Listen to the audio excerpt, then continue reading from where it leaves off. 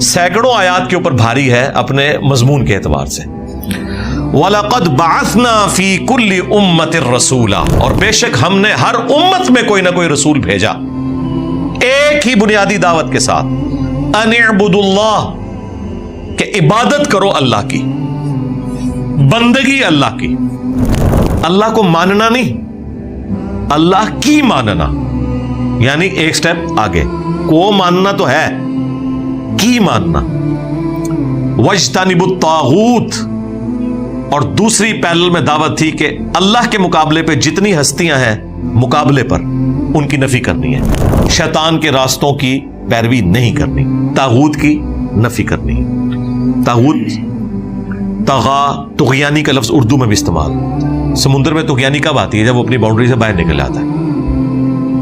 تو طاغوت ہر وہ چیز ہے جو توحید کے مقابلے پر کھڑی ہوئی ہے. اور یہ اتنا سینسٹیو ٹاپک ہے، ایون اگر اللہ کے ماننے والے لوگ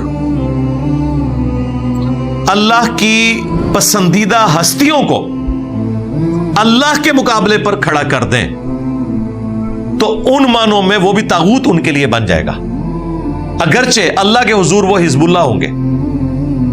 مسند احمد میں حدیث ہے، اللہم لا تجعل قبری وثنا یعبد، اے اللہ میری قبر کو وہ بت نہ بننے دینا کہ لوگ اس کی پوجا کریں.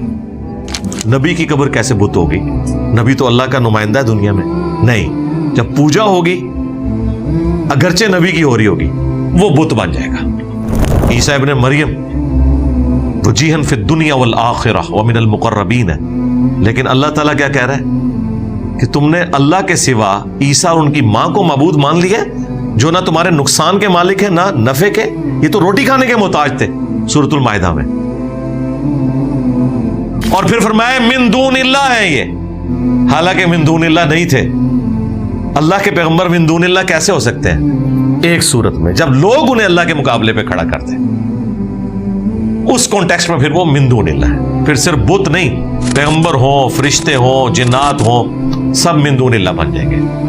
اس میں ان ہستیوں کا قصور نہیں ہے، بنانے والوں کا قصور ہے. لیکن اللہ تعالیٰ تو اپنی توحید میں کوئی چیز برداشت نہیں کرتا.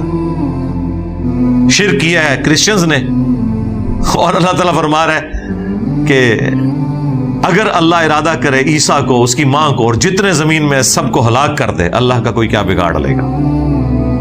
ہونا چاہیے تھا کہ سارے کرسچنز کو ختم کر دے. نہیں، انہوں نے کہا جس کو تم نے خدا بنایا ہوا نا اسے بھی میں ہلاک کر دوں، میرا کوئی کچھ بگاڑ نہیں سکتا. اب پیچھے کیا رہ گیا؟